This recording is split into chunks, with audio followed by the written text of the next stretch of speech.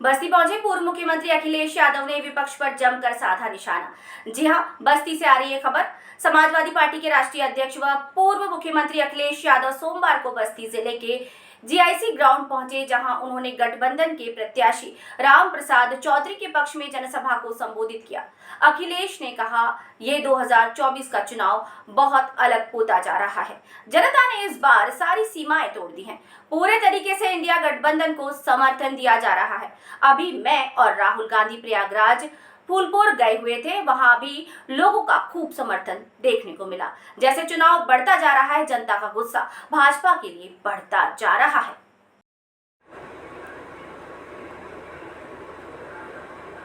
जनसभा को संबोधित करते हुए अखिलेश यादव ने कहा कि ये 2024 का चुनाव अब बहुत अलग होता जा रहा है। जनता ने इस बार सारी सीमाएं तोड़ दी हैं। पूरे तरीके से इंडिया गठबंधन को समर्थन दिया है। अभी मैं और राहुल गांधी प्रयागराज फूलपुर गए हुए थे, वहां भी लोगों का खूब समर्थन देखने को मिला। जैसे चुनाव बढ़ता जा रहा है, जनता का गुस्सा भाजपा के लिए बढ़ता जा रहा है। 7वें चरण में गुस्सा 7वें आसमान पर होगा। साल 2024 का चुनाव समुद्र मंथन की तरह है। ये लोग संविधान को हटाना चाहते हैं और हम लोग संविधान की रक्षा करने निकले हैं। आप लोग भी संकल्प लीजिए, संविधान बदलने वालों को आप लोग बदल देंगे। सरकार तो बदलेगी ही, उसके साथ मंत्रिमंडल भी बदलेगा और मीडिया मंडल भी बदलेगा। पिछले 10 सालों से आप लोगों ने सब कुछ झूठ ही झूठ देखा है। किसानों की आय दोगुनी की बात करते हैं, लेकिन किसी की आय नहीं बढ़ी, उल्टा लागत बढ़ा दी गई। साथ ही खाद्य, डीजल, कीटनाशक और महंगा कर दिया गया। किसान लगातार कर्ज से घिरा हुआ है। दिल्ली में उद्योगपतियों का कर्ज माफ किया गया। मुझे पता चला है कि इन लोगों ने 25 लाख करोड़ का कर्ज माफ किया है। ये लोग काले कानून लाए। ये तो कहो किसान अड़ गया, उसने दिल्ली को घेर लिया, लेकिन इससे हजारों किसानों की मौत हो गई। इन लोगों ने कहा 5 करोड़ से ऊपर वालों का कर्ज माफ होगा, फिर हमारे गरीब किसान क्या करें। मैं बोल देता हूं, 4 जून बाद किसानों का कर्जा माफ होगा, साथ ही फसलों का भी सही दाम लगेगा। किसानों के साथ नौजवान भी जानते होंगे, सरकार में हर पेपर का परीक्षा लीक हो गई। सभी परीक्षाओं का पेपर लीक हो गया। 1-2 दिन नहीं, 10 से ज़्यादा परीक्षाओं के पेपर लीक हुए। हमारे नौजवान तैयारी करके गए, कोचिंग पर खर्च किया, लेकिन जब परीक्षा देकर आए तो पता चला कि पेपर लीक हो गया। 60 लाख नौजवानों ने परीक्षा लिखी थी। सभी का भविष्य अंधकार में डाला। जो लखनऊ में बड़े बड़े निवेश को लेकर कार्यक्रम हुए, उसमें बड़े उद्योगपति आए, राष्ट्रपति आए, लेकिन आपके यहाँ कोई निवेश आया हो तो बताइए। इन लोगों ने लाखों का जीवन बर्बाद कर दिया। ये लोग ऐसे बुलडोजर लेकर चल देते हैं, लेकिन पेपर लीक वालों पर बुलडोजर नहीं चला। हमारे नौजवान फौज में भर्ती का सपना देखता था, उसको अब 4 साल की अधूरी नौकरी मिलेगी। दिल्ली में हमारी सरकार बनने जा रही है, 30 लाख पद खाली हैं। हम लोग सभी को नौकरी दिलाएंगे। अग्निवीर योजना खत्म होगी। मैं खाकी वर्दी वालों को बता दूं कि अभी तो फौज की नौकरी 4 साल की हुई है। इस सरकार रही तो आपकी नौकरी 3 साल की रह जाएगी। इस बार जनता इनको सबक सिखाएगी। ये लोग 400 से ज़्यादा सीटें हारेंगे। ये लोग चुनाव से पहले राशन में चला तेल, नमक, रिफाइंड दे रहे थे, लेकिन बाद में राशन भी चोरी कर लिया। देखिए, जो कुछ होता है, पीएमओ क्यों नहीं जानेगा, सीएम ऑफिस क्यों नहीं जानेगी। अगर वो बीजेपी के कार्यालय पे धरना देने जा रहे हैं तो उनके घर पे पुलिस जा रही है। और फिर आपने ईडी, सीबीआई, इनकम टैक्स का काम करने का तरीका तो देख लिया ना, क्या उसमें नहीं भेदभाव हो रहा। अखिलेश जी कहती है कि पूर्वांचल में धर्म से काम चल जाएगा, आप क्या कहते हैं? पूर्वांचल के नौजवान नौकरी चाहते हैं। आज भी अगर फौज में और पैरामिलिट्री फोर्स में और पुलिस में अगर आप हिसाब किताब लगाओगे नंबर्स का, तो सबसे ज्यादा पूर्वांचल के नौजवान हैं जो सीमा की रक्षा पे जा रहे हैं या पैरामिलिट्री में जा रहे हैं। यूपी में आप कितनी सीट जीत रहे हैं? हम लोग तो जगह जगह जाते हैं, जैसे एयरपोर्ट है या और जगह जो मिलते हैं, सिक्योरिटी मॉल है, वो सब यूपी के लोग हैं। और मैं आपको गणित बताता हूँ कि जिन बच्चों का इन्होंने भविष्य छीना है, पेपर रद्द होने से जिन बच्चों की नौकरी नहीं हो पाई है, ऐसे 60 लाख बच्चे हैं जो समय समय पे परीक्षा लिखे हैं। अगर 60 लाख बच्चों के केवल हम माँ बाप जोड़ दें तो 60 लाख गुणा 3, 1 करोड़ 80 लाख, और 1 करोड़ 80 लाख को अगर भाग दे दें 80 लोकसभाओं से, तो हर लोकसभा में 2,25,000 वोट कम हुआ है सरकार का, जब बीजेपी वालों का। और पर मतदान सही से नहीं पड़ रहा है। जी 5 चरण का चुनाव हो गया। ये यूपी 80 हराओ, संविधान बचाओ। 80 हराओ, लोकतंत्र बचाओ। सर क्या कुछ योगी जी कह रहे हैं 400 पार करो, हम काशी मथुरा मंदिर दे देंगे। 79 सीटें समाजवादी पार्टी और इंडिया गठबंधन जीत रहा है। एक क्यूटो में लड़ाई है। आखिर क्यों लड़ाई है सर? क्या सीटें जीत रहे हैं? क्या क्यों लड़ाई है सर? क्या इसके पीछे क्या कुछ तर्क है? क्यों लड़ाई है सर? इसके पीछे क्या कुछ तर्क अभी है? उसमें भी पता लग रहा है कि बहुत जल्दी आप वो भी खबर सुनेंगे, इनको अपने ही हरा रहे हैं। अखिलेश जी, बसपा सुप्रीमो मायावती ने कहा है कि 4 जून के बाद अगर ईवीएम में गड़बड़ी नहीं मिली तो फिर सत्ता बदल जाएगी, ऐसा आपको लग रहा है? वो ठीक कह रही हैं, और बहुजन समाज से मैं कहूंगा कि संविधान बचाने के लिए, लोकतंत्र बचाने के लिए इंडिया गठबंधन का साथ दें। सर गठबंधन कितनी सीटें पा रही है? क्या कुछ कितनी सीटें गठबंधन पा रही है सर? गठबंधन सरकार बना रहा है। योगी जी कह रहे हैं 400 पार कराओ, काशी मथुरा मंदिर पाओ। फिर मंदिर की राजी ये आपके जो मुख्यमंत्री हैं वो उल्टा मुख्यमंत्री हैं। 46 में 56, एक टांग पे योगा, देखा था आपने? कहते हैं सुबह 4 बजे सो के उठ जाते हैं। अरे भाई 4 बजे सो के उठते हो, योगा करते हो, तो जब एक टांग पे खड़े हुए तो पूरे देश और दुनिया ने देखा कैसे डगमगा रहे थे। सर विपक्ष आपको सजा 400 पार, उन्हें गणित नहीं आता है। आज तक उन्होंने ये नहीं कहा 3 × 660 सुपर क्रिटिकल थर्मल प्लांट। ये जो बिजली का प्लांट लगा है ये है सुपर क्रिटिकल थर्मल प्लांट। आज तक उनके मुंह से सुना आपने? इसीलिए वो 400 पार बीजेपी का जो नारा है उसका इंटरप्रिटेशन नहीं कर पाए। इंटरप्रिटेशन ये है कि 543 में 400 पार, तो बची कितनी? 143। तो 143 बची है, तो कितनी हुई 143? 400 के पार 143 बची है आपकी। क्या आपको लग रहा है कि 140 करोड़ जनता इन्हें 140 सीटों के लिए भी तरसा देगी। बूथ कैप्चरिंग सर विपक्ष आपको सजा करके बूथ कैप्चरिंग में एक वीडियो हमें मिला था फरक्काबाद का, और फरक्काबाद में कई जगह बीजेपी ने कोशिश की।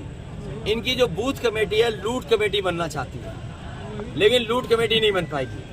उसके लिए समाजवादी लोग अपने बूथ की रक्षा करेंगे। सर आप ही के द्वारा ये आरोप लगाया गया था कि प्रधानमंत्री, इंडिया का प्रधानमंत्री अपने कई चेहरों में से एक चेहरा तय कर ले। सर विपक्ष आपको शहजादे करके संबोधित करती है, तो इसके पीछे क्या कुछ रीजन? शहंशाह यही कह सकते हैं। अभी कल अखिलेश जी, आप ही के द्वारा आरोप लगाया गया था कि प्रशासन के दम पर वोट की कहीं ना कहीं बाधित किया जा रहा है। हमने अपनी आंखों से देखा कन्नौज में, तुमने नहीं देखा? टीवी नहीं देखते हो? अभी कल थैंक यू। मंत्रिमंडल के साथ साथ मीडिया मंडल भी बदलेगा, और आपको ये भी फ्रीडम दे आ रहा है। सरकारों को भीड़ मार रही है सर। अभी कहाँ पर? अभी अमेठी में देखा आपने? अमेठी नहीं, सांड भी मार रहे, बच के रहिए। सर 4 चरणों का चुनाव हो चुका है, आज 5वां चरण आखिरी पे है। क्या कुछ लग रहा है, कितने सीटें आप ला रहे हैं? देखिए, आपने बीजेपी के नेताओं की भाषा और भाषण सुन लिया होगा।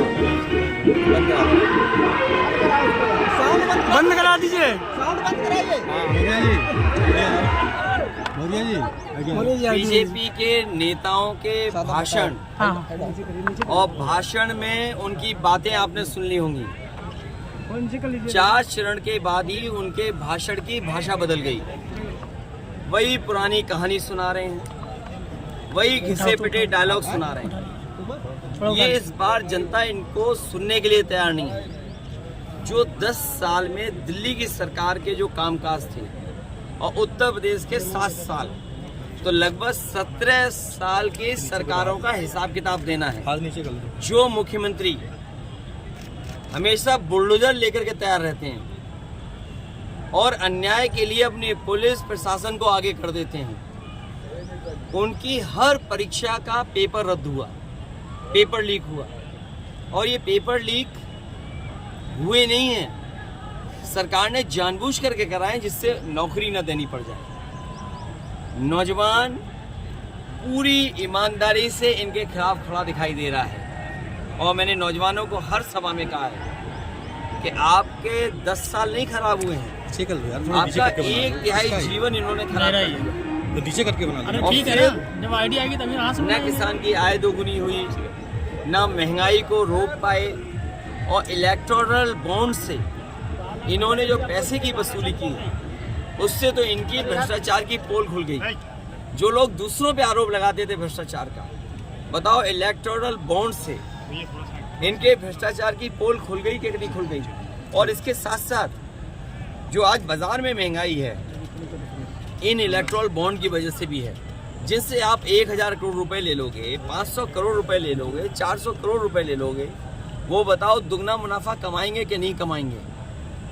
तो उत्तर प्रदेश के साथ जो भेदभाव हुआ है, बिजली का प्लांट लगाया समाजवादियों ने बगल में, क्या बिजली सस्ती हुई कि महंगी हो गई?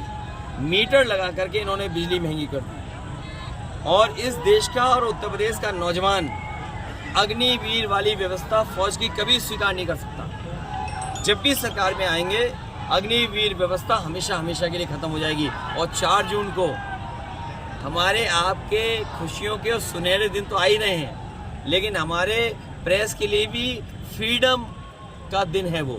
सर आप क्या बार-बार लगता है कहते कि हैं जहां प्रधानमंत्री जब भी मंच पे जाते हैं सिर्फ और सिर्फ अखिलेश यादव उनके जुबान पे रहते हैं, क्या लगता है, क्या दिख रहा है इनको? देखिए, जो हताशा है ये लोकतंत्र का 2024 का ऐसा चुनाव है जो जनता खुद लड़ रही है, और जनता को ये लगता है कि उनका संविधान खतरे में है। इधर जो उन्होंने कदम भी उठाए हैं, किसी की सुनवाई नहीं है। अगर संस्थाएं खत्म हो रही हैं, अगर आपकी सुनवाई संस्थाओं से नहीं है, संस्थाओं में कोई सुनवाई नहीं है, तो समझ लो ये संविधान गया आपका। सर। इनके ही केंद्रीय मंत्री पुरुषोत्तम रूपाला, जिन्होंने छत्रियों पे सीधे सीधे प्रहार किया, उन्होंने कहा मुगलों का जो समय था उस समय में इनका रोटी बेटी मैंने का तो ये सुना है कि यहाँ पे छत्रियों की ईवी सीवी वो ईडी और सीबीआई भी हो रही है। तो सर केजरी सर सोचिए, ये हर एक के खिलाफ हैं। जब दूसरे लोग सुपर, फिर ये अपने लोगों के भी खिलाफ हैं। ये बीजेपी के वो लोग हैं जो हर एक के खिलाफ हैं। ये तो चलो एक भाषा और व्यवहार रहा किसी एक व्यक्ति का। मैं खुद मंदिर में गया, वहाँ के पुजारी ने मना किया मत धो मंदिर। पुजारी मना कर रहे, पंडित जी उस मंदिर के मना कर रहे मत धो, लेकिन बीजेपी वालों ने बताओ मंदिर धोया। क्या इसीलिए आप अयोध्या नहीं जा रहे हैं? कैसे धोया मंदिर? अयोध्या इसीलिए नहीं जा रहे हैं? अयोध्या की मैं तस्वीर दिखा दूं, मैं तो उसके बगल से उड़ के आया हूँ। संजय सिंह का बयान आधा है। अधूरा काम है। सर संजय सिंह का एक बयान है, जो भगवान, जो धर्म, जो शंकराचार्य, जब शंकराचार्य नहीं कर रहे हैं दर्शन, और मैंने तो ये कहा कि जब भगवान बुलाएंगे तो मैं जाऊंगा, और फिर अपने भगवान श्री राम तो ऐसे हैं, कब किसका बुलावा आ जाए किसी को नहीं पता।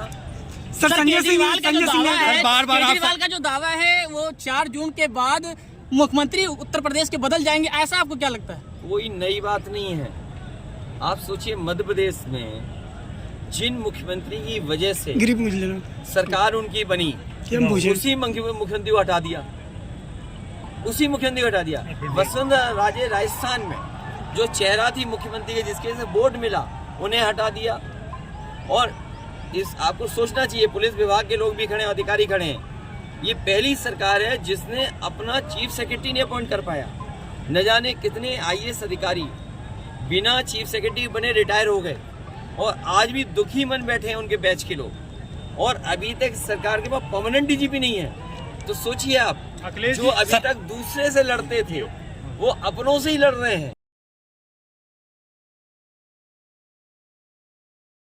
Happy birthday my dear. अरे ये क्या एप्सिलॉन? मेरी नई स्कूटी के लिए। ओए बनो सयानी, नहीं तो पैसों पे फिर जाएगा पानी। मतलब? सुनो, ऑनलाइन लर्निंग ऐप्स को जांच परख कर आरबीआई अधिकृत बैंक एनबीएफसी से ही आप लोन लीजिए। और अधिकृत ऐप्स या अनजान लोगों से निजी जानकारी शेयर करना यानी धोखा। दादू हाँ? बन गई सियानी। गिफ्ट नहीं खोल गया। आरबीआई कहता है इनसे सुनिए, जानकार बनिए, सतर्क रहिए।